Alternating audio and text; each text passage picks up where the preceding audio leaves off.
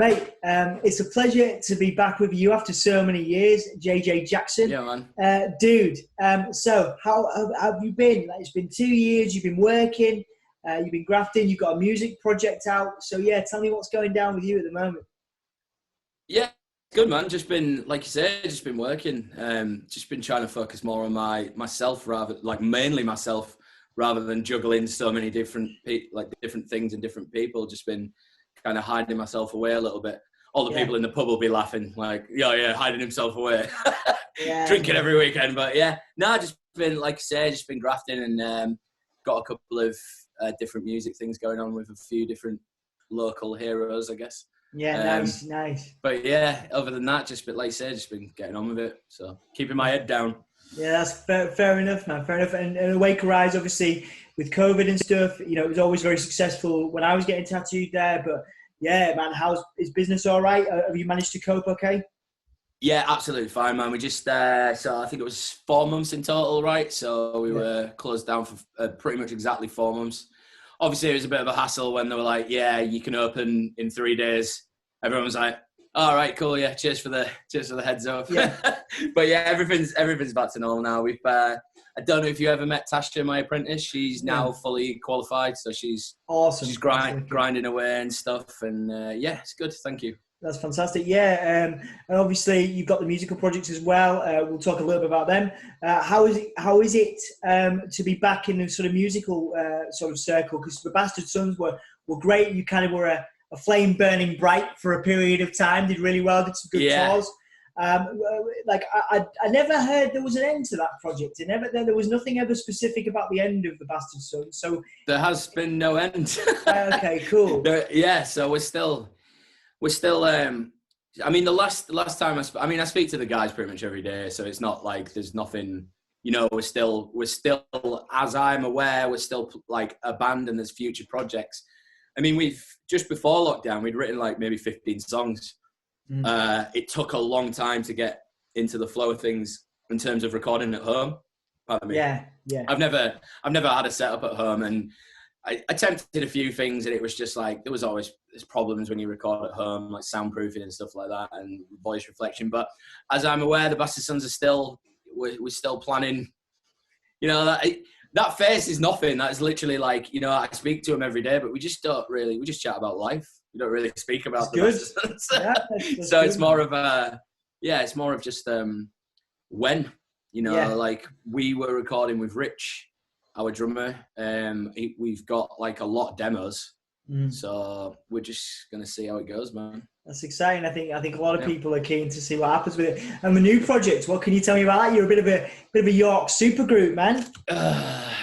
So Fizzy Milk, for people who haven't heard, I'm sure you can put a link somewhere. Yes, indeed. For both bands, I'm not like they don't take priority, but Fizzy Milk. So it's me, Elliot Partridge, and Greg Parsons and Nick Hudson. Nice.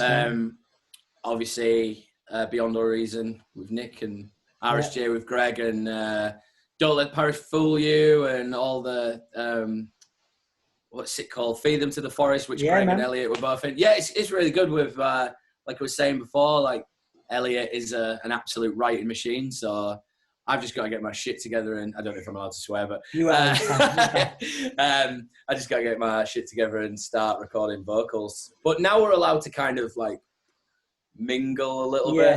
I guess we'll see. Man. Yeah, I was in Young Thug Studio the other day. They're starting to do more kind of metal stuff now. They're kind of branching out. There's some good studio spaces that are just opening up now in the area, which is cool. So that's good. You maybe can get back in the studio, which is ace. It'd be good to see. Well, I don't want to go too far into it all because it's just one of the things that's not really that interesting. But Fizzy Milk's like pretty much completely self-produced. Nice. So everything that we've done is within our own group. Like me and John Mennell filmed the music video, and Nick's been mixing and all the audio stuff, and Greg and Elliot literally have been recording at home. So nice, man. It's all we're basically trying to be self-sufficient without spending loads of money because we're all nearly 40 years old. Yeah, that's We've that's got the other life. things to spend money on. Yeah, that's how it goes, isn't it, man? Absolutely. Mm. And I guess, like, yeah, it moves on nicely to my sort of the sort of topic of today is success. The reason I mentioned before is because it seems to be one of the things that comes up and inspires the most kind of honest and open answers from people when I ask about success. So before we talk about your professional career, you know, in your tattooing, personally, you know, you've done a lot of self-reflection over the last few years. You've changed a lot and developed a lot, I'm sure. So how do you define success as a person? Well, when you spoke to me about this, I actually, obviously, you just do naturally speak to people about what it's about and stuff. And I've had a chat with a few people, and I think my kind of success, and without it sounding too cliche, is like, in my mind, I've always set goals. Like, so when I was working in Newcastle, I lived in Newcastle for a long time. Yeah. After I graduated, I said I'll have a tattoo studio by the time I'm 25. And like, as it slowly creeped to that time, I was like, I'm no closer to doing it. And then in my mind, it was like, is it really that hard? So I was just like, and in the space of like 6 months, I worked out everything you need to do. And then I was like, right, I'm opening a tattoo studio. That was it. And it was like, so, I mean, that doesn't, but people would see that as a success. Whereas for me, it was more, I'm kind of a negative person, but I look at all the years I wasted saying it more than anything else. I kind of go, I said it for 5 years, and then like in 3 months or 6 months, I just did it. And I think that's the thing. I think is, for me, success is making goals and trying to achieve them. And I think sometimes if you set yourself too high a bar, it just takes you longer to get there. Like, I think everyone can get there without sounding too like, yeah, but I think everybody, if you set a goal, you can achieve it. It's just the time scale of how to get there. So I think the problem is with like young kids, their time scale, it's not even their time scale, it's I want to be rich. And to be rich, you have to do something. And that's the time from you saying it to you getting there. And I think I'd already got to the point naturally with tattooing, like I'd already tattooed. Yeah. Which everyone said, oh, that's a skill, that's a gift. And it's like, well, no, I've spent 15 years of my life dedicated to art. Like that, but that's something at the time I didn't think about. It was just something I enjoyed. So then it later turned into like, oh, well, how do I get better at it? Well, I have to do more with art. So I have to like do different techniques, go places, find out things. And then it just becomes natural. So I think if you set yourself natural goals, I feel that success is probably something that you can achieve. But I think I think people nowadays gauge success on popularity and money and things like that. And I feel that for me, that's an unrealistic goal, because no matter how good you are or how good you think you are, you're never going to make anybody like you. Yeah. And you can never force money upon yourself. Like you have to put work in. So that's my idea of it, I think. And I think with tattooing at the prime time of tattooing, it had both. So you could be a good tattooist, be popular and make money. So people just immediately go, you're really successful, but they don't look at the period of times where you're like crying on a night because you can't get a drawing done, or you've got people screaming at you saying, I hate it and I want my money back and I want to do it now. People don't see that element. They only see the money and the popularity. Yeah, no. Which, I'm not saying by any means I've got, but I think that's one of the two things that kind of people want these days. They want to be noticed and they want to have money, and that's what they would define as success. But I believe that's the end goal of that project. I think. No. So it's a really good, succinct sort of explanation, man. Actually, probably one of the better ones we've had so far.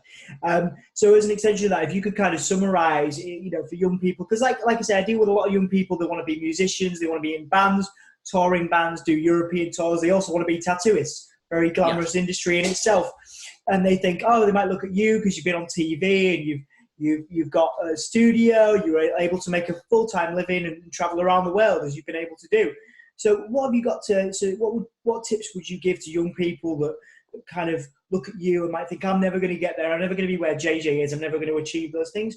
What sort of tips have you got for people in that position? I think one of the things that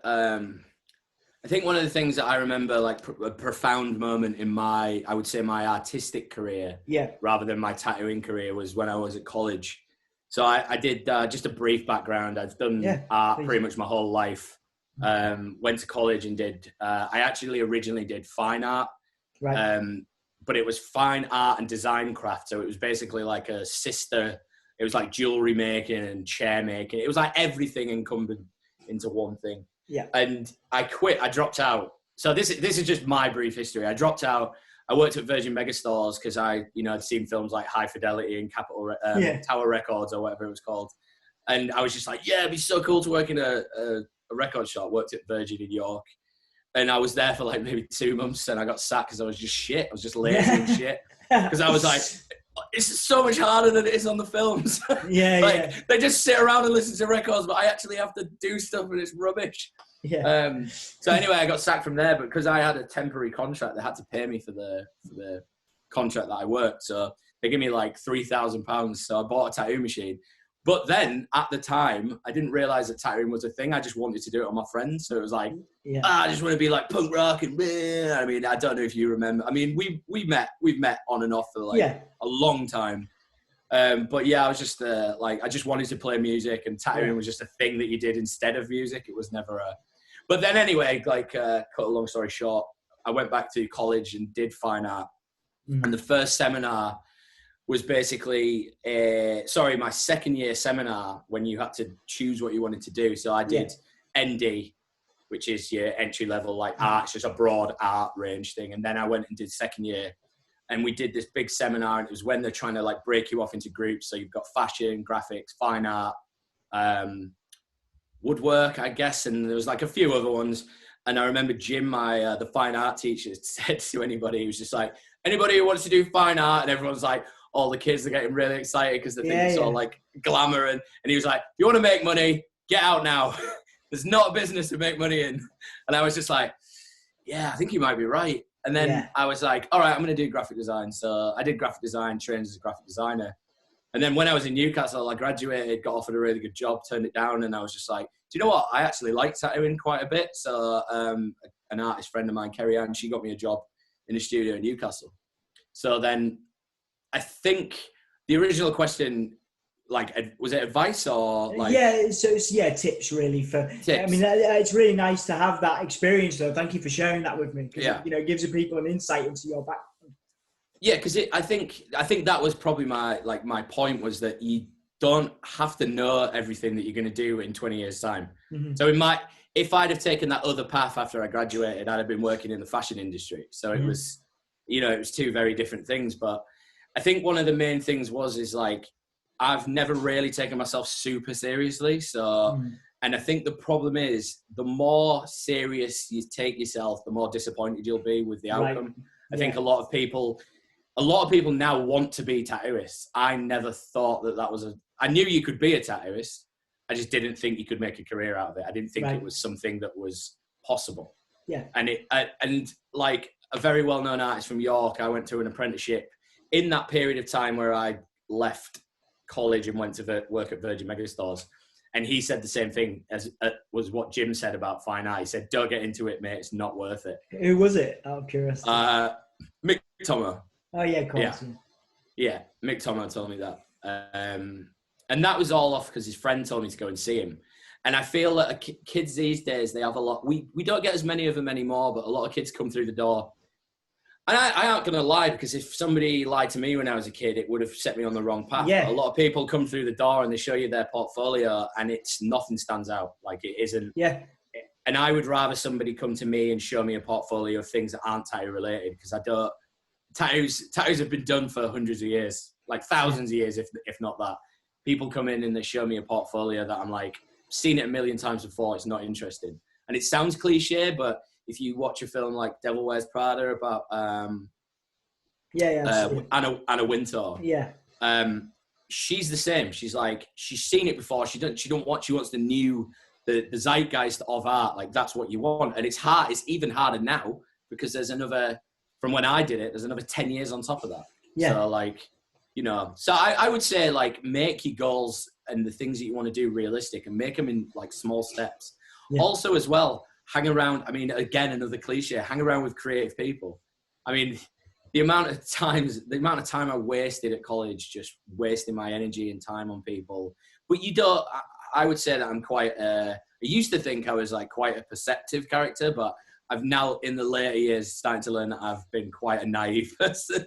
Right. Like wasting a lot of time on stuff that I should have known not to, but I guess it's just a life lesson, I guess. But, yeah, well, I do want to go into that before we finish up, because I think it'd be nice to get a bit more personal with you about the journey you've been on over the last few years, because you've been through some serious ups and downs. But just picking up on something you mentioned earlier about you do have an apprentice, you know, and obviously we're looking at advice now at the minute, and we're sort of saying, so what made your apprentice, who's now got to the level where, you know, you think she's ready to go out, what made that body of work and that person stand up for you? What skills did they have that's enabled them to get to where you feel they're ready to go out into the world and do the thing?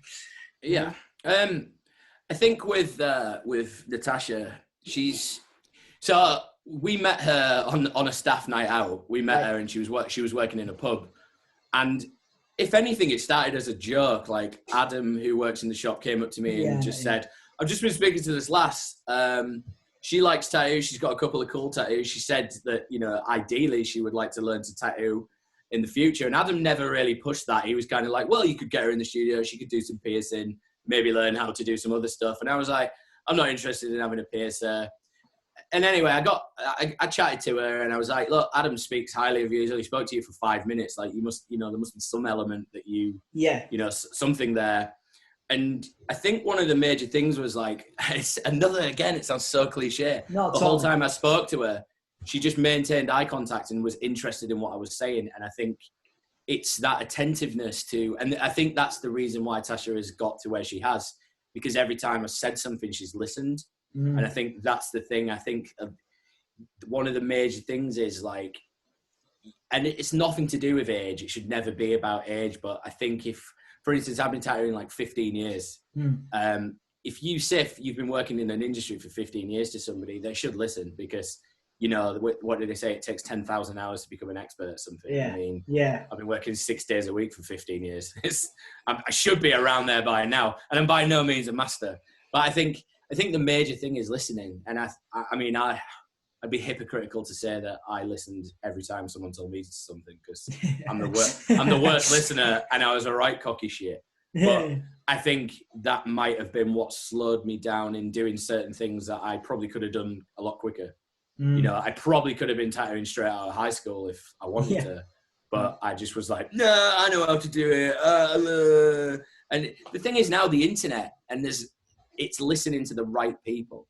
I think there's people on the internet who say a lot of shit, and it might not be right. And I think that's the hard thing. And I don't want to be like, fake news. But like, there's that kind of, a lot of people like say stuff on the internet. And I think, again, it goes back onto projection of success. There's these people on the internet who make success out of humiliating people.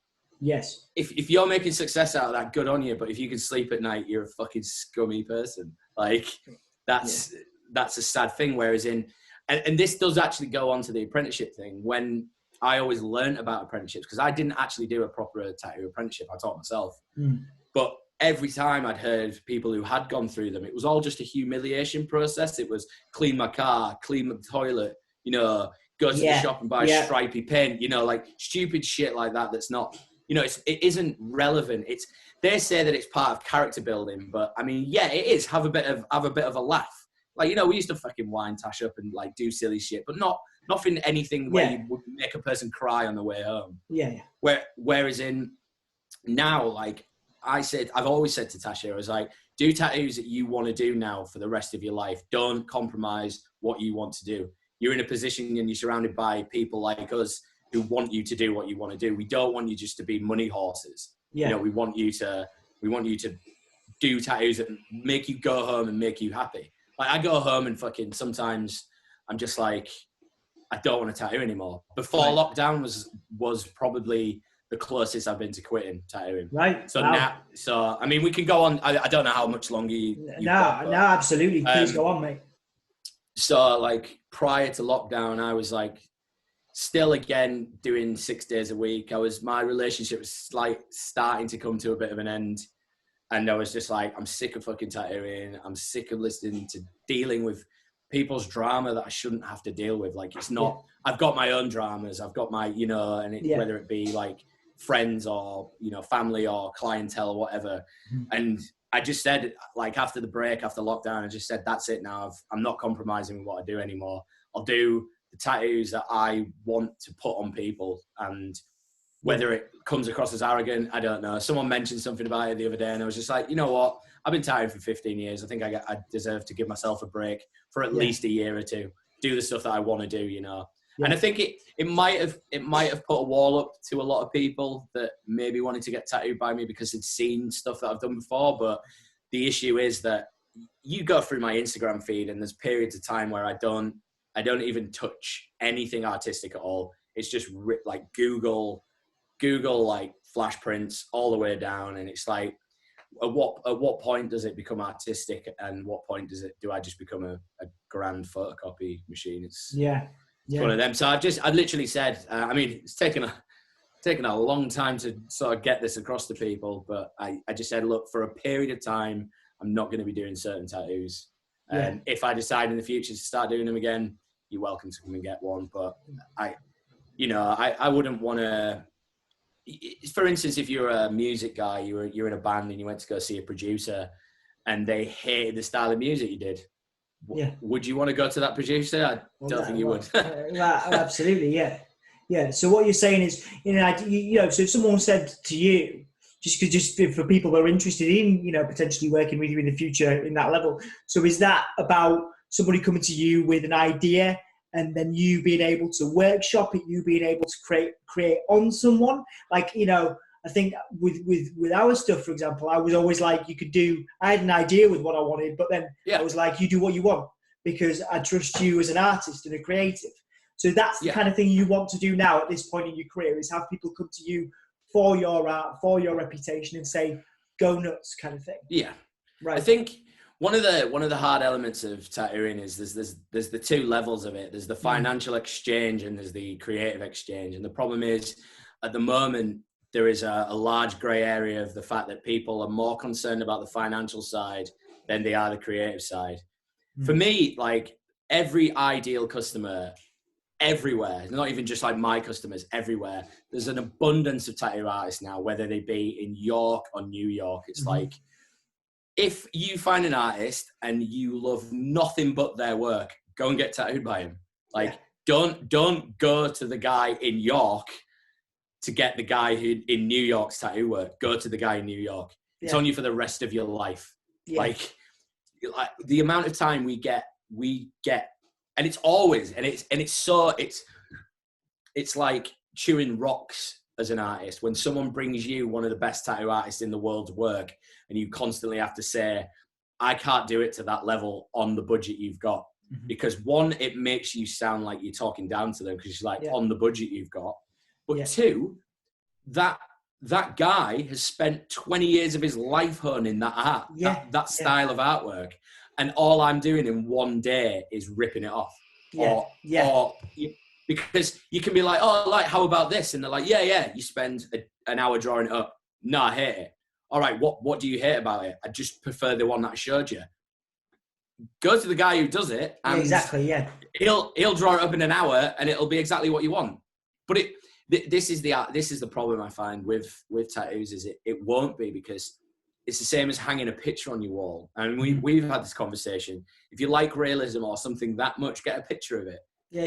You know, I tattooed people who, like, a week later have had lasering on tattoos that I've done. And not because they're bad tattoos, just because they didn't listen. Right. You know, I mean, that's a rare one. Not very good for my advertising of my own. No, but it's honest. I'm going to tell you, it's honest, and I think that's important. I mean, the thing is, you know, your creative art, that's your legacy, that's your that's your stamp. And it's interesting, actually, on a personal note. You know, a lot of the times when I go out into the world, and I've had stuff done by a few other people over the years, and like, everybody always comments on the shit you did with me 4 or 5 years ago, and it's like, that's a legacy where people go, who the fuck did that to you? That's amazing. That work is amazing. And that's what you want, isn't it? You want a legacy. You want and I guess when somebody rips that off or whatever, it sort of cheapens the industry almost, I think. I think for certain elements for me, like what I say all the time, I'm one of these people, and my mum's a sucker for it as well. I don't think, when I'm passionate about something, I don't think before I speak. But the reason why I'm passionate about it is because I believe it. So like when I say stuff about certain styles, for instance, like the things we've done on you, for me, it's not necessarily what we've done. It's the conceptual idea of it. Yeah. So like, and people will look at the tattoos I've done on you and they're like, I don't get the concept. And I'm like, you don't have to get the concept because it's not on you. It doesn't matter. Like it's Dom's tattoo. Like Dom knows what it's for. Yeah. I know why it's there, and that's it. Like that's, you know, and I think I'm just going to say it because everyone knows at the moment, but at the moment, I'm just getting people who just want Greek god sleeves. Yeah. They have no idea of Greek gods. They have no concept. They have no undercurrent of the similes with religion, and they don't get what they're meant to represent. If somebody came in and told me, and you know, they looked at me and were like, I want this for this reason because of this. They shouldn't. People are arguing like with me now. They're like, they shouldn't have to do that because they're paying you. That's your job. I'm like, yeah, but it's also my responsibility not to tattoo an 18-year-old kid with a naked dude holding an atlas on his back. You're holding a the globe on his back. Yeah. Just because he thinks it looks tough. You know, skinny little kid getting a massive muscly man. And people could, you know, if he came up to me and said, look, I've got like body confidence issues and like this empowers me, I'd be like, that's fine, man. You know, that's cool. Yeah. I get that, but it's not that. It's never that. And if it is that, I hope that person would have the confidence to tell me, considering I'm the person who's scarring him for life. Yeah, absolutely. Or her for life. You know, I think that's a big issue in tattooing now, because they're talking, there's a global thing at the moment about age of consent for a lot of things, which is it's dark, but they're talking in France, they're talking about the age of consent for sex down and things like that. And I'm just like, fuck, man, if anything with tattooing, I would put the age of consent up, like I'd put it up to like mid-20s. Like it's just, it's a really weird kind of. It's interesting because what you're doing is you're not, it's not a business transaction with you, which is why I've always respected, and I continue to, why I wanted to do this chat. It's like, there are tattoo artists that do it for a business transaction, and there are tattooists that do it for the respect out of the industry. You will actively turn down things that you don't believe in, and you know the other person doesn't believe in. And I think that's quite a valuable thing. You know, talking about the age of consent for tattoos going up to 20, you know, to mid-20s, I can respect that because, you know, I've seen it. You've seen it more than me and more than most people. People make bad decisions and get cover-ups, and the thing is, you kind of like, this is the problem with the separation of the industry as well. The people in the industry, I would say a mass majority of them don't have the people's best interest. And I think it's making me sound like a proper, like I'm on my pedestal, but pedestal. It's one of those things like, if everybody cut off 18 to 25, like it's probably going to be close to like 50% of your actual clientele. Fair enough. One of the things I look at, the stuff that I tattoo an 18-year-olds, and then they still come to me. Like I've been tattooing 15 years. I tattooed guys who I tattooed when they were 18, and I've tattooed them recently. So like I've been 10 years in York now. And they always say like, I wish I'd have got you to do what you did back then on me then, rather than getting me to, because everything you said about this tattoo it's become true. Like they always say, you did say that this style was very popular and going to be overdone. And then, but you see it staggered, and all their best work that they've got at the moment is usually on their torsos because they've already filled both their arms and legs up. Yeah. Which is good. Like, and this is another thing as well with tattooing. It shouldn't ever be a loyalty thing. Like people always think, oh, well, I've been with this guy now. And one of my customers today said something like, it was really nice to kind of like touch my heart. It was just like, when I come here, I just feel comfortable. He said, you could, and this is again, not great for my business, but he said, you could be the shittest tattooist in the world, but I just enjoy being here. And he says, and he's not a huge talker. He doesn't talk a lot, but he says when it gets there, I feel comfortable. I don't feel like I'm not part of, he says, I don't feel like I'm not part of it. Yeah. Which Yeah. I've been to tattoo studios in the past, and they make you feel like you're not worthy of being there. And as a tattooist, so like as a tattooist, you don't walk into a shop and be like, oh, I'm a tattooist. Yeah. You know, I went to a really famous place in New York, and my friend was getting tattooed there, and everyone was talking to me about it, and I was just like, you know, I've heard of a couple of the artists there. I'm not that fussed, whatever. I don't really dig what they do, but I want to come with you. And straight away, like I saw the way that they talked to him, and I was just like, I can't believe you're giving them your money, let alone your time, let alone your money. Yeah. Yeah. Sit there. And the transaction happens before you're there, and it's literally like a conveyor belt. Yeah. Just like, boom, straight in. And it's just because these guys made a name for themselves. Yeah. But they still consider themselves on the edge of like coolness. They're like, no, we're not there. But I'm like, you've become everything that you've probably heard about tattooing. Yeah. You are the epitome of coolness, if that's the right, I think that's the right term. There seems to be a lot of that in the culture, and that's why, again, I've got a lot of time and respect for the way you deal with things, because I think people do. Now, obviously, I know tattooists, and you know tattooists from all over the world. But even in Yorkshire, people that know of you through your work will say, "Oh, yeah, he's real humble. He's a good person to chat to." And I think that's what you want. And I remember because it was my first experience of even getting tattooed was with you. And I think when you go into a place, especially when it's alien and you're nervous, you don't know what it's going to be like. There's might be music blaring. There's a certain culture or style around the tattoo shop. You want to be felt. You want to be made to feel welcome. And I think that's and we'll talk about it, because I'm going to ask you about your experiences on television and all this other stuff before we finish up. You could be a certain way. You could have been a certain way. You could be closed off or, elitist even, which is obviously a criticism leveled at certain tattooists. But I think that's important to have that humility and that understanding of people. You know what I mean? So, sorry, I've kind of waffled. No, it's good. But I think, I think that's certainly an observation I've made. And I guess picking up on something you said earlier, how you used to be a cocky shit. And, I wanted to ask,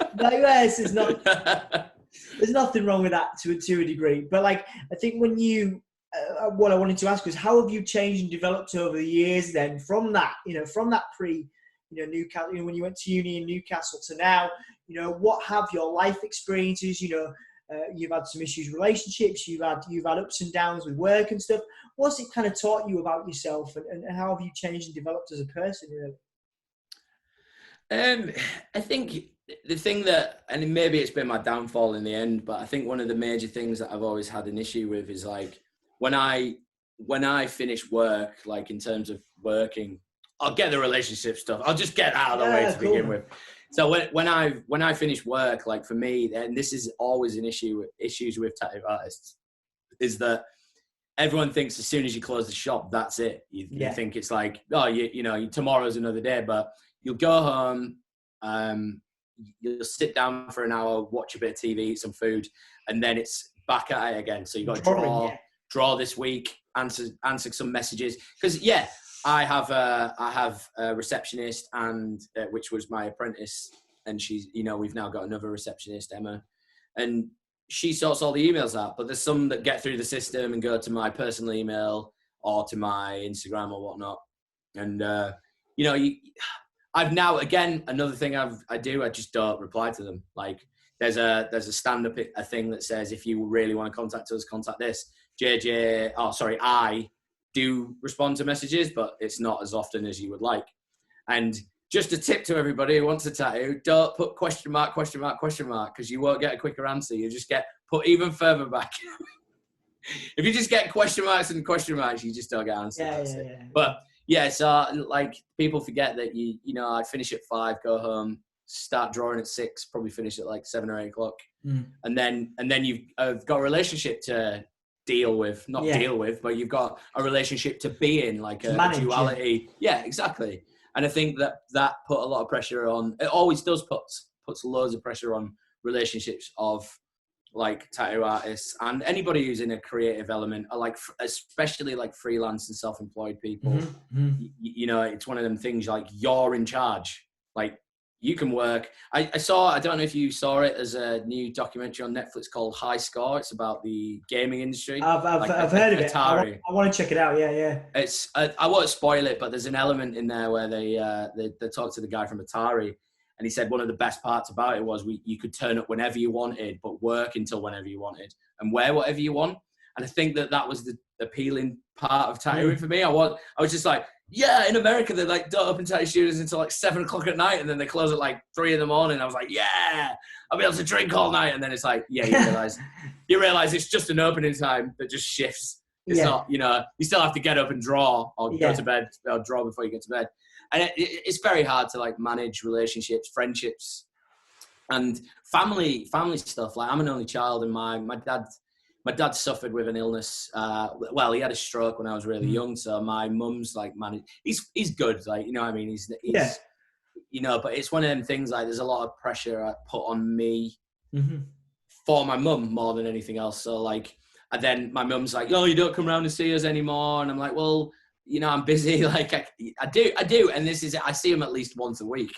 But I guess if you're an only child, your mother wants to see you more than once a week, Well, it's nice that you've got that relationship, man. Yeah. I mean, I wouldn't be where I am without them, because I wouldn't be born. That'd be the first one. But they've never sort of quelled me from doing anything. They've always just said, as long as you're not hurting anyone, do what you want. A bit like Aleister Crowley, but without any of the weird shit. Man. But yeah, it's the whole relationship thing, like, and again, like, I know you want to talk about like mental health and stuff. Like, it's a lot of pressure put on you as a person, and people would argue like, yeah, you get paid for it, but there isn't like something that pays off, like not being able to sleep, and then as somebody, I've suffered with mental health problems with like a lot, and when you don't sleep, it's then a knock-on effect, and then it's knock-on effect, and then you get to Saturday and you just want to get loose and get shit-faced, and then Sundays comes around and you're like, oh God, kill me, and then Monday and you're like, oh God, double. Especially now I'm like nearly 34. It's like hangovers are just like, fucking hell. Managing that with a band as well, like, so you're like, man, working 5 days a week, going on tour for 3 days, and then coming back to work, you're just like, I can't do this anymore. So yeah, I think it's another consideration with tattooing. Yeah, man, absolutely. Just to go a bit more deeper, with 4 or 5 more questions now, because I mean the mental health. I've got all night, so it's fine. I'm just gonna grab another beer. Yeah, go for it, man. I can hear you. I can hear you though. I've got my headset on. Let's go for it, man. Let's go for it. It's cool. So with the mental health thing, like, do you what sort of, when you've had a bad day or when you're having a rough time, because again, perception versus reality is something I'm really interested in focusing on. The perception of what you do, it has an element of glamour to it, and obviously we're going a bit deeper and finding more about what it's really like for you when you're having a rough time. What sort of coping mechanisms do you use? Do you have any coping mechanisms aside from having a few beers, which is absolutely fine as well?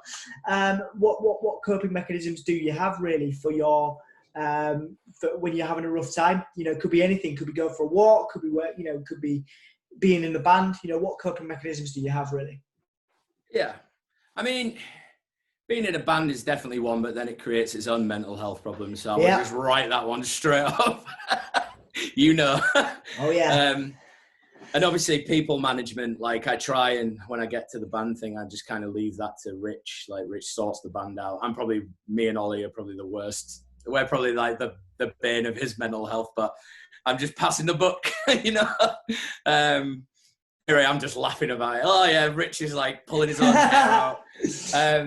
So yeah, I mean, I ride. I like to go riding on motorbikes and stuff. It's just good to kind of just separate yourself from anything. I think obviously when you're on a motorbike, there's literally no choice apart from you and that. So it's basically, that's the only thing you've got. Obviously, I've just started a podcast talking about shit that you just can't talk about in public, because everybody's allowed their own opinion. But when you're talking about something that you've researched and like what I would consider quite a bit about, but then you're trying to talk to somebody researched nothing about it. So it's such a hard conversation. You can't talk about it. So like the podcast has been great for me. Just not another conspiracy podcast if you want to watch it. Just a shameless plug there. Nice. I like it.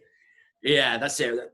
In the description now, I'm joking. In the description below. That basically, like, again, playing music, like even so I don't know if you heard on the grapevine, but me and Dave Boothroyd started recording old punk songs. Well, we started and then lockdown finished, and I was like, shit. But yeah, Dave helped me produce. Dave's man, that's cool. I know, he's such a good guy. I've known Dave since we were like 13, so that's like 20 years, which is insane. Yeah, it's insane. 20 years. But yeah, just anything that's just not doing what you do. Like everyone always says like, oh, you've got the best job in the world. And it's like, but you've got to remember, you've still said it, it's a job. Like there's that element of responsibility. And the thing, like, I actually did an interview not of similar vein, but like somebody asked me about like what would you do if you didn't tattoo? And we were talking about like, there's fucking loads of jobs that you can do that don't stress you out, but do they give you that little pat on the back that you as a person deserve? Like everybody deserves that achievement. Like that's why it's so prevalent in this day and age now. Like this is why they do it so much. Like the industries and the problem is that they've now assigned that achievement mechanism to being popular and having loads of money, and that's the bad part of it. But yeah, I just said like I'd probably be a graphic designer, but I'd also just be dealing again with the same problems, like customers who aren't happy and people who don't understand, but that's what you paid for. That's, I guess at the moment, like streaming's a big thing. Everyone's loving it. And to be honest, I'm loving this. Like the amount of times that we've said, and you're like, do you fancy coffee? And I was like, I'm not a coffee guy. I don't go out. If one of my best mates rang me and said, come out and meet me this afternoon, I'd be like, nah, I'll just stay. Like, cause I'm not, I am. Because the problem is with me, I've not got a great relationship with alcohol. And it's not that I'm an alcoholic. It's just because when I go out, I just lose myself in conversation. Fair enough. And it's like everyone calls it like social lubricant. But the problem is like I like have to slide right home. On the you're straight in. So, and this is it. Like I've done a couple of these, and I thoroughly enjoy doing them. And for me, it feels like I'm not being judged on it. And this again comes down to the mental health thing. Like I struggle very much with like busy places just because I've got a very overactive mind, so I can't concentrate on what one person's saying. Yeah. And I mean, you've been around me a million times. Like I'm fucking terrible for interrupting because I just get so excited. Like somebody says something, I'm just like, oh yeah, but if I don't say it, I'll forget. And then, and then it just comes across as rude. And I mean, and this is the thing with this whole thing. Like when it's only one-on-one, you can see you've got a yellow box, so you know that you're like, but. Yeah, I think that answered the question. I don't know. No, it's good, man. It's nice to sort of spitball this stuff, and honestly, like I say, really, really nice to catch up with you as well, and sort of break down some barriers on tattooing and stuff. And obviously, you talking about your mental health, I do really, really, really appreciate that. Sort of going a bit further on that, then, obviously you talk about going out seeing mates. You talked about the band, but what else? Like, do you have something that you can completely separate yourself from your creative work? Do you go for walks? Do you just value conversation? Is it, obviously you talked about the podcast as well, your conspiracy stuff, like we'll talk a little bit about that, but what is it, did you have anything else that you like to do that maybe might surprise a few people as a way to kind of, to take yourself away? When I broke up with my fiance, this was prior to my last relationship, but I really got into like spirituality, and it became like a really weirdly relaxing, but it wasn't necessarily that I believed it. I was just, in fact, I've got like loads of tarot cards up here that I started getting well into, but it was more that I was into collecting them and just like understanding the symbology behind them. And that is probably the only like weird thing that I think somebody would be like, you don't look like a guy who reads tarot cards. But it was one of them, like reading the symbology behind it. It's quite, I can't quite think of the word. It's just interesting, isn't it? Yeah. I mean, there's the like esoteric essence of it, that it is more, I think the problem is with esoteric, it's like things that people believe other people know, but it's not. It's more of just I know all about tarot cards, but it's not. Yeah. Like even the word tarot, I think, is something about like intuition. I think it is like an intuitive thing. So I just got really into like understanding what that was and understanding. And I really do like, I don't really read, but I listen to a lot of like audiobooks. Like I really got into Eckhart Tolle, The Power of Now. Nice. Yeah. Which was great. Like it kind of is a form of meditation, like reading and listening to that guy, because if you're struggling sleeping, I guarantee listen to one chapter of his book and you will be gone. Nice. But it's like having 20 amitriptyline, just like, well, there we go, I'm done. That's cool. I'm not saying it's boring, but it's a great book. Yeah. But I don't think I'm that much of an interesting guy. Mate. That's why you're here, man. That's why you're here. Obviously, it's part. The great thing about these is, for me, it's like it's part social catch up and part like obviously, because I am interested. And I mean, before we finish up, I've got in an ideal world I could do this with you for hours, but mate, I haven't got any plans for a while. So I don't know if you've got time, because when it's 2-on-2 on Zoom, it's free. So it's good, man. No, we're good at but I guess one of the things again that seems to be coming up with today is the sort of perception versus reality. Perception around tattooing and the reality, which is you grafted at home doing the drawings and stuff. And I wanted to ask you about your time on TV, because I guess you've experienced a level of fame, quote unquote, but also just that experience must have been interesting for you. So people like, oh, JJ's got bigger now, it's difficult to get booked in with JJ because he's been on TV, nationally recognized, all that shit. So like the perception of that versus the reality, what did you learn through that experience and through all that versus, because again, people probably have an idea of what it was like and an idea of what it's done for your career. But what was the reality around that? What was the reality around your stint on TV and having the sort of rub of Britain's best tattooer or whatever? So like, I mean, I can't really speak about the TV show that much because it literally was what it was. You saw there was no, apart from like the occasional like frankenbiting, which is basically like chopping bits together that make it sound like you said a sentence. There was loads of stuff like, I think it was at the beginning of every episode, it said, I have to win. It's like me going, I have to win. But it's not me. It's like a clip of me going, and then cuts to something else, and then them going, I have to win. JJ said I have to win. Which at the time I was speaking about one of my ex-girlfriends, how competitive we both were with board games. Yeah. And I said, oh well, because one of the questions was on my VT was like, how competitive are you? And I was like, well, if me and my missus play a board game, I have to win. And so they'd literally just been like, all right, this guy's well competitive. And then like the whole TV experience is exactly what you expect it to be. It's, well, maybe it isn't, I don't know, but like, so each one of those episodes was filmed over 2 days. So it made it look like it was all filmed in one day. Yeah. But it was purposely made to do that because they say wear the same clothes for 2 days running so they can cut it together. But they also said you only have 2 outfits. So obviously me being like the glamour king that I am, I was like, fuck, I have to wear 2 outfits over the whole series. That's shit. Yeah. I won't spoil it for anyone who hasn't watched it if they do go watch it. It's still on E4. Yeah. Weird. But yeah, it was, we would get picked up from the hotel. For me, the best bit was that they would get you a taxi from your house to the train station, get you in like first class or whatever. Like they'd usually like give you something cool. They weren't always first class. Train station to London. They pick you up in a private taxi and take you to the hotel, which was a fucking travel lodge, by the way. Just saying, it wasn't the Hilton. Right.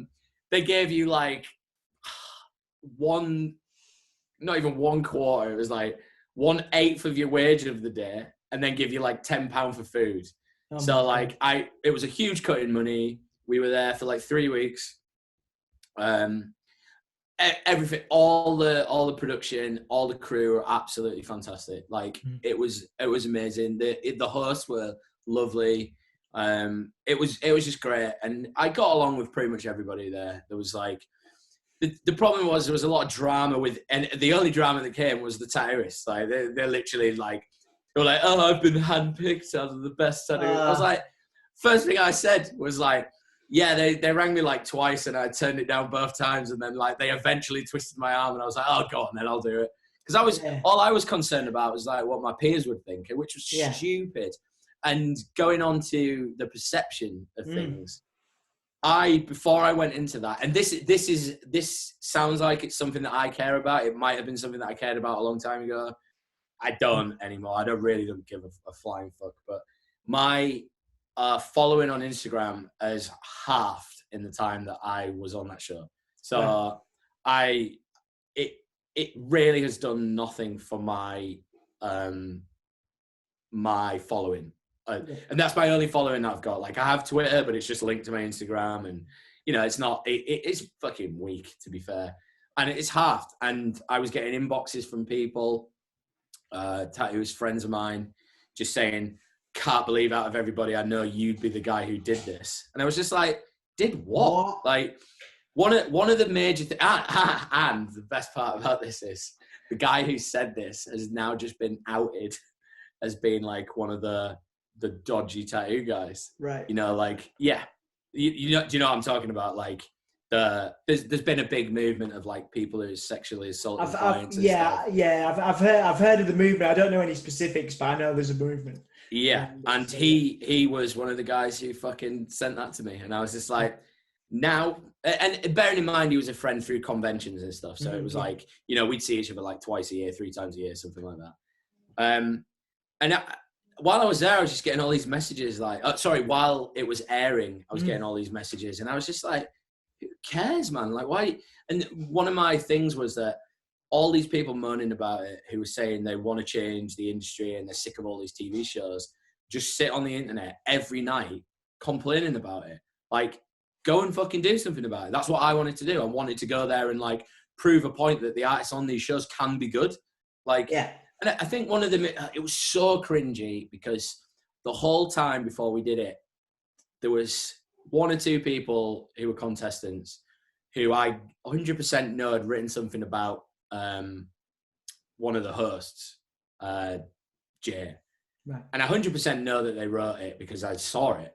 And as soon as we got on that show, it just became like the biggest brown nosing competition ever. Right. And it was so weird, like, seeing it from an outside. And for me, that was a huge transitional period of perception versus reality. Like we just done a podcast on false reality and stuff, and I was like, that was my first pinnacle point of like, and I think that's it. I think when you get onto and don't get me wrong, like we didn't even touch that side of like fame at all. There was a chance that we were like going to be on the BAFTA awards or some shit. Right, and everyone's like, this is going to be great. And I was like, we are going to be on there. There's been 1 season and it's fucking cancelled. Like, it's not, don't deserve a BAFTA. There was talk of it. It was probably bullshit. But that was my first kind of like, I now see why things are how they are now. Like I understand the system. You know, I understand how this system works. Like, you fucking do what they say. And this was it. Every night, me and Luke Sayer, who won, we just got shit-faced. Sorry, I said no spoiler alert. I've just told you who won. It's all right, man. It's all right. Yeah, no one's going to watch that, let's be honest. If they were going to watch it, they would have watched it years ago. But yeah, we got shit-faced every night because I was just like, you know, I'm on holiday. This is why I do tattoo conventions. Go on holiday, get pissed. People get cheap tattoos, and they understand that you're at a tattoo convention. Like, you're there to see your friends. Like, they should understand that. If they don't understand that, you know, it's like, you know, we're not like my friend George. He always goes to NAM, the music. Of course, yeah. And I'm just like, everyone's there for business, but everyone's there because they haven't seen their mate in a year. Like, they're going out for dinner, and that's it. You're there to kind of woo people, like clients. Like, was it schmoozing? Bit of a schmooze, yeah. Oh, he's in. It's like the Coleman Mustard episode in Partridge. Yeah. So dude, yeah. I mean, thank you very much for again like sharing that experience because again, it opens up people's eyes, especially young people who think that TV's one way and it's going to mean so much for your career. And you know, being very, you've not been disrespectful, of course, to anybody. I think it's very open and honest, and I appreciate that. And I think the next extension of that question, we've got about 2 or 3 more, is I want you to do it on being a musician, being a touring musician. You know, Yeah. not only have you tattooed like all these big rock and metal bands and global superstars, but you've also had your fair share of, you've been on tours with some big level bands yourself in the Bastard Sons. And I wanted to ask you about perception versus reality again, but this time the music industry, from the side of the music industry. How was your perception changed of the music industry and the way it works? And the way, you know, to the reality of it. And you know, tell me about some of the best and worst experiences because you've been offered tours and had to turn them down, all this kind of stuff. So tell me about your perception versus your experience of perception versus reality with music industry from your perspective as well. Oh, sorry. Do you want that repeating? Cutting out a bit. There we go. I was going to say, just cut out a little bit. Yeah. I heard that last bit. Yeah, can you hear me? Yeah, I can hear you. Yeah, cool. Yeah, I think I heard it. I think one of the things with the Bastard Sons, it all seemed to, like, for me personally, it all seemed to happen really quickly. It wasn't, we had that initial, like, that little taste of getting in a practice room, like, 2011. So that was the first year that I moved back to York. So bearing in mind, I only knew one person in this whole band. So I was like, you know, bearing in mind, I'd already made the name. So I was just like, we'll call the Bastard Sons. Who cares? It'll be a laugh, whatever. And anyway, we all, the first practice, we were all like, this will just be a band we grow old with. It won't be, you know, we're not going to play any tours or anything like that. I think at one point we compared it to like Vic Reeves and Bob Mortimer starting the band. Like, I think it was just going to be like, hey, you know. And then, like, in a space of a year, like, we released our first EP, like, produced by Dave Boothroyd, in my shop. Like, the vocals were done in my shop. The rest of it was done in his bedroom. And we signed to a record label who, like, again, they were starting themselves. So we don't, like, there's no bad blood between us, but I think it was just a very mixed kind of, I still speak to Rob, who owns the record label. So I'm sound with him. I think there was a bit of you know, like, we didn't fucking know. Like, we were signing stuff and we were just like, and just for people who were watching, like, we weren't signing. It wasn't like, hey, here's your big deal, son. Sign this record. You're going to be millionaires. It wasn't like that. It was like, oh, we've got a record label. Like, we'll buy some CDs off you and then we'll sell them and then we'll give you like X% of the profit. And they're like, that was the first EP. And we from my perception, we were doing really well. Like, it felt like we were moving quick. And I think the thing was, it's because I wasn't in control of any of that. So I was kind of like an outer body kind of looking in on myself. Yeah. So like, and in on the band. So I was just like, I don't know what this is. I don't know who he is. What are we doing? Yeah, let's sign it. It's fine. And then we did that. And then we released the second one. And it was like, the second one we went to go produce with some guy who's produced like fucking like Natalie and Brulia and some fucking weird shit like that. Yeah. Like some Irish bands. And we did that, and it was like, again, but that was like, for me, recording, that was a learning curve. It was so good. We were like, the guy was like, oh, let's just try doing this. And it reminded me of all those, how you read stories about like Pink Floyd and, you know, Zeppelin and stuff. Like Pink Floyd, for me, I was like, oh yeah, they just started messing around with synthesizers and made all these fucking weird noises. Bear in mind, I think we just used an old toilet. So put a microphone in an old toilet, it might sound all right. Yeah. And then like after that, we started like dabbling with like management and stuff. So it was a bit weird for me, because I was like, in my mind, I was like, why do we need management? I get it, but I don't see what we're doing. What are we doing different now that we weren't doing a year ago? And we were getting offered like, and this is the thing, this is the weird thing. We were getting offered festivals and tours without management. So I was like, well, why do we need management and booking now? And so I was just like, you know, I kind of like started separating myself from that immediately. Just like, I'm not interested. I go to work Monday to Friday. I'll play for 2 days, Friday, Saturday, maybe Sunday. which was around the same period of time where everyone was starting to do that. It started to become less touring. It was more do every weekend kind of thing, because venues had started declining in like sales through the week and stuff. Which just, you know, for anybody who doesn't really understand, because everyone now it's like all about touring, but like it's never. Sorry, my camera's going out of focus. So we were doing that, and then we were playing festivals and stuff, and it was.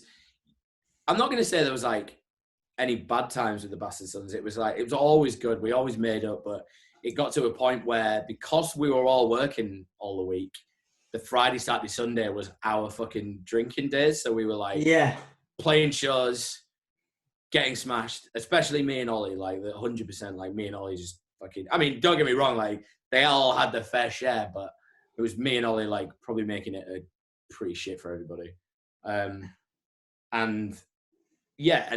it just got to a point where I was like, my work on a Monday, I was just like, oh, I'm so tired. You know, and it was affecting that a lot. And I think that's the perception of being in a band before you get to a major band, not a major label, but a band where you're doing it as a job. So obviously you've mentioned that I tattooed a lot of the Asking Alexandria lads and While She Sleeps and Ghost Inside and stuff like that.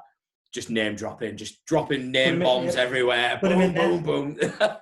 And that's when I started to realize that the things, like the kind of dark side of the industry, the music industry. So I've done multiple tours with Asking Alexandria, and don't get me wrong, like all of the crew, all of the guys are lovely. No matter what you hear about that shit, it's all just like it. As long they've worked for so long getting a good crew that they're pretty much solid bass crew. So they're like crew that have been with them since the beginning. And everyone has their ups and downs. And the thing is, it's like the good thing about that is in the morning it's just all forgotten about. Everything's fine. But it was the record people and the management people that would just turn up to shows. And even I experienced it. Like it'd just be like who are you? I'm like, JJ, I'm tattooing. I'm like Cam's friend and some, you know, like whatever. Of course. And they're like, oh, why are you here? I was like, I'm tattooing. Oh, you tattooing, are you? Have you got time to like fit me in now? Oh, I hear you're in a band. Like, do you want to give us a demo? And I'm like, yeah, I know what's going on here. Like, you want to get a tattoo, and then my CD just goes woof straight, you know, Roadside Records. What? Straight out of the car. And then it's like, and you saw the more often you saw that, like. But you also saw the way that those guys have been not handled, and I think they now know that. Like, it's reflective now. I think I was like at the time I was like, oh my god, that guy's so cool. Oh my god, that guy's so cool. And then like you listen to their last record, and it is basically just an attack on the people. Like I think they have a song called Vultures, and it's basically just about those people. And I think that. Like going back onto that was roughly around the time Bastard Sons had started touring, like maybe doing like a tour a year, or you know, a tour a year and then a couple of days and whatnot. And I just remember as one of my like really bad moments was, I think so. Bear in mind we were like self-produced and everything. We drove our own van. I bought it off Jack, one of my friends, like for like 700 quid. Right. Drove everywhere in that van. Like it was a piece of shit. And we were like, you know, daytime sleeping in it, fucking nighttime drinking in it, driving, fucking, you know, awful. I think one of my major moments was when it was my night to drive. Like we just put it on a random rotor, and it was just like my night to drive was when I went back to Newcastle. Right. Because I'd like burnt myself out so much. Like I had we played the show. It was a fucking great show. Just had a massive panic attack. Like I was like, I just didn't leave the dressing room. I hid behind the door. So, and this sounds really dark and shit. No. It's a really good reflection of how it actually was. I was just sat behind the door, and everybody walking in this door was just like, stoosh, like just smashing against me. And it was the only thing that I was just like, and all it was to do is just to do with the drinking. Like that is it. Like I think it was because in my eyes, it was like the return of JJ. He's coming back to Newcastle for one night only. And then I was like, I got there and like I saw a couple of my friends in the audience when we played, and I was like fucking super buzzed to see him. And it just became super overwhelming. And I'm not gonna lie, like I literally just sat behind that door all night. Didn't even go out and see any of my pals that I hadn't seen in like 4 or 5 years. Yeah. And I messaged them and I was like, look guys, I'm fucking, and you know, sometimes people would just be like, oh sure man, you're a fucking dick. And like I remember my friend Nixon messaged me and he was just like, dude, we've all been there, just don't worry about it. If you next time you're in Newcastle, give me a shout. And he checks in on me all the time.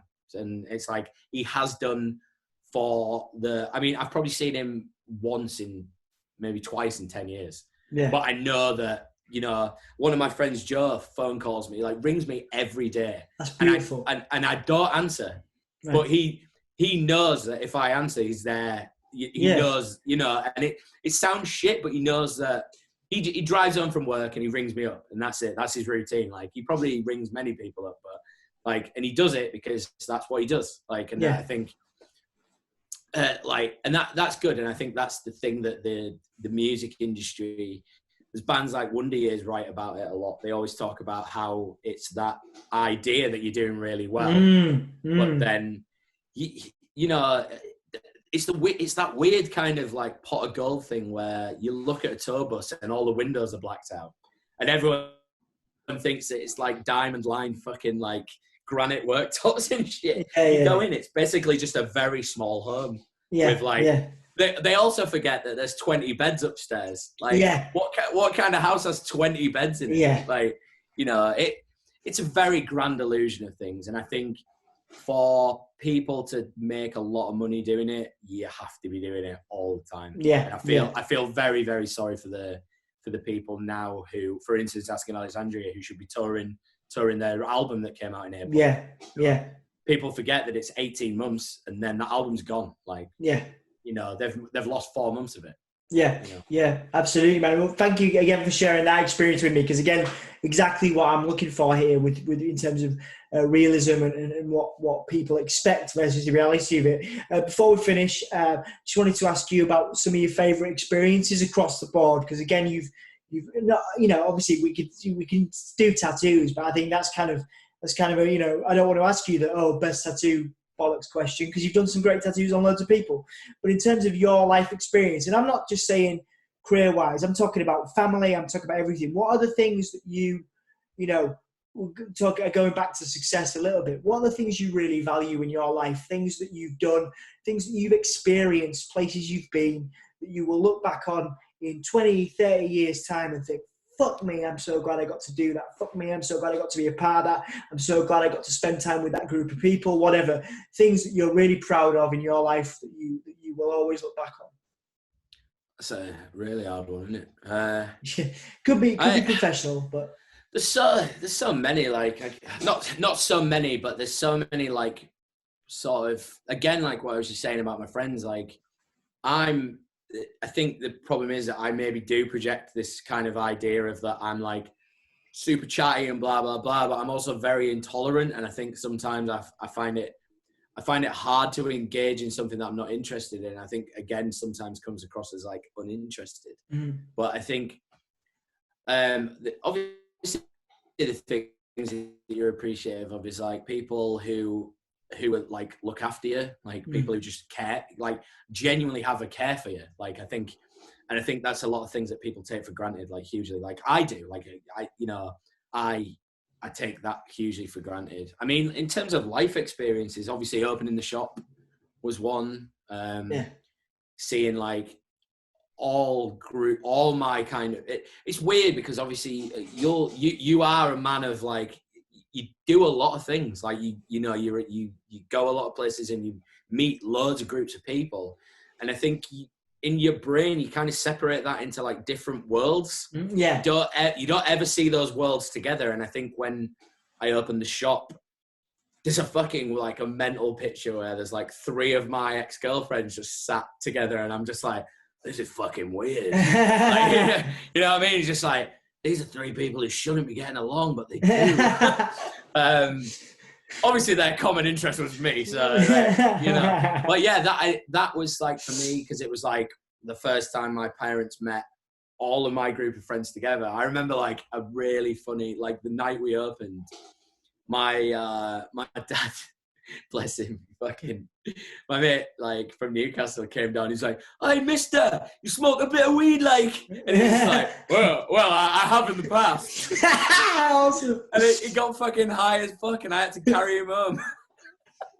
Apparently, man, he had smoked weed in like fucking 30 years. And it was just like that kind of. My mum's like, "Your fucking dad's been smoking that wacky backy, hasn't he?" I was just like, "Don't blame me." Yeah, stuff like that, you know. And there was just like a group of my, like, at the time, well, still now, like my favorite people there, like supporting the ones from York were supporting the idea that I would have a tattoo studio, and the ones from Newcastle were supporting the idea that I was a tattooist. Like, it was more a tattooist versus a businessman kind of thing. And I like that. And I mean, obviously all the times I've been on tour, like with my band and other bands, and all those experiences, they're all like, I think it always boils down to like the characters of it. Like, you never go a place and you just like, you always hear people like, "Oh, I went this place and it blew my mind."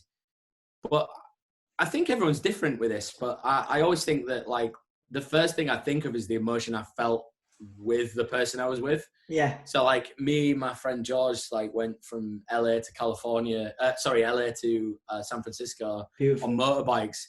And it was just like the most crazy thing I've ever done. Like, bearing in mind, like we'd both been riding motorbikes for like a year. And then I get like this 1800 fucking Harley Davidson, like going down Pacific Coast Highway on the wrong side of the road. There's all these gangs like coming back and like throwing twos at us, like good ones, not bad ones. Yeah. And that was obviously fantastic. And I mean, one of the like touring things was, I think it was when we were on tour with Snot. Like, we played the Garage, and obviously we were the support band, so it was like, it wasn't like they were just like, "Oh, there's the Bastard Sons," but I sung one of their famous songs for them, like every night, and it was like, we played the Garage, and it was like 2,000 people.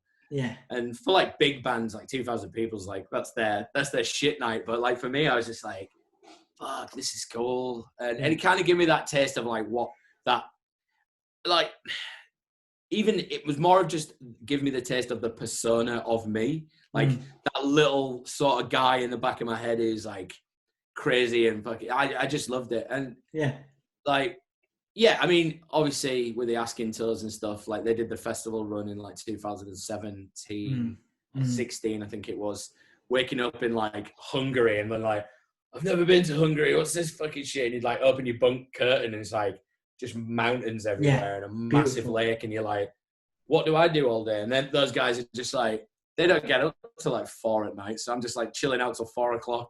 Nice. And then they're like, "Oh, we're gonna do a tattoo," and then like, "Oh yeah," do like an hour of tattooing, and then just get pissed. And then it's just the same thing the next day, you know? Things like that. But it's all not sounding cliche, but I don't think any of that stuff is anything without the people there, like the 100%. The friendships you make through that. I mean, like I said, the Asking crew, they're like 20, 30 people. And, you know, you see him. I went to James Casel's wedding in Mexico. And like they were all there, and it was just like, oh, this is great. But it's weird because this is another thing that you don't see. Is seeing all their crew.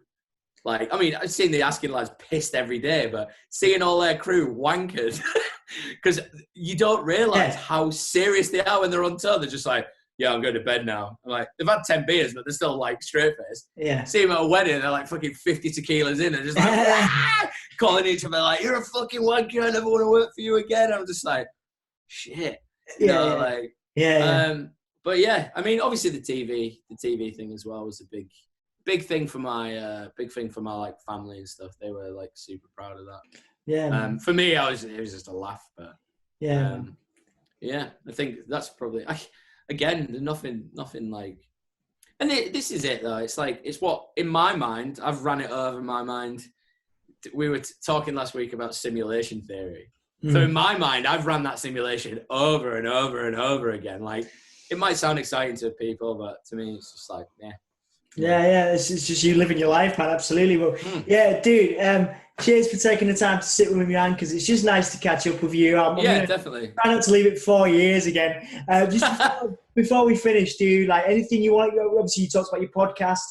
Anything you want to promote? Obviously, there's people hopefully watching that love your tattoo work. Is there anything you need to promote? Anything you want to plug? It's that podcast where you can plug whatever you like. I'll just give my things. If you want to follow my tattoo work, it's Tattoos by JJ on Instagram, at Tattoos by JJ. That's across the board, I think, Twitter and Tumblr, whatever the rest of them are.